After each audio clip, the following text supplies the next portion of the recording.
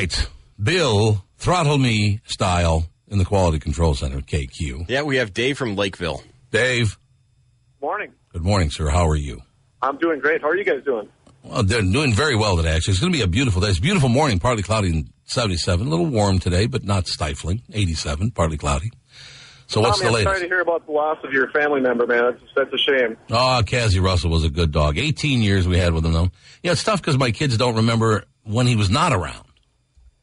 Well, I didn't want to take up a lot of your time. I just wanted to comment on the 9/11 responders cancer thing. Yes, sir. The reason they've been fighting for this, the air that they were breathing down there was toxic because of all the pulverized concrete and steel from the towers. And Christy Todd Whitman, the director of the EPA at the time, was in under such pressure to open up Wall Street again for the banksters and stuff.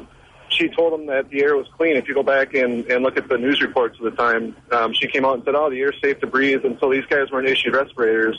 Oh. And that's why they've been fighting for years and years to get this thing passed and get this paid for. So that's kind of where our lawmakers are at. It's all about who's scratching who's back and not really who's going to take care of the people that went in and tried to save everybody. So, are you a firefighter? I am not, actually. I just... I'm a tinfoil hat wearing conspiracy theorist who wanted to know what was going on with 9/11, and I looked into this stuff, and that's what I found. Did you, are you one of those people that believe that the United States did this to ourselves?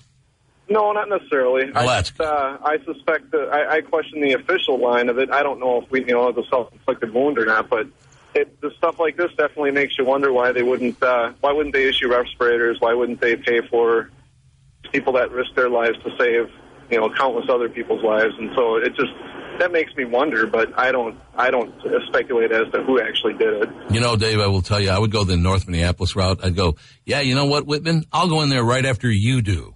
How about that? Christy Todd. Yeah, Christy Todd Whitman. You go in there first without a respirator, and then I'll follow you in there.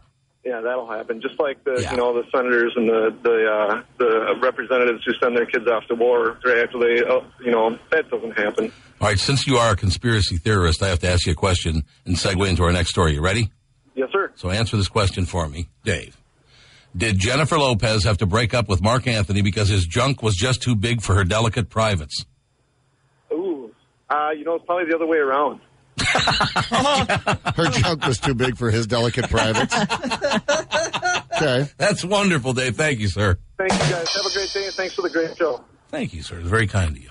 That was wonderful. It's the other way around. This is obviously not true, but it's one of those stories that's just impossible to pass up.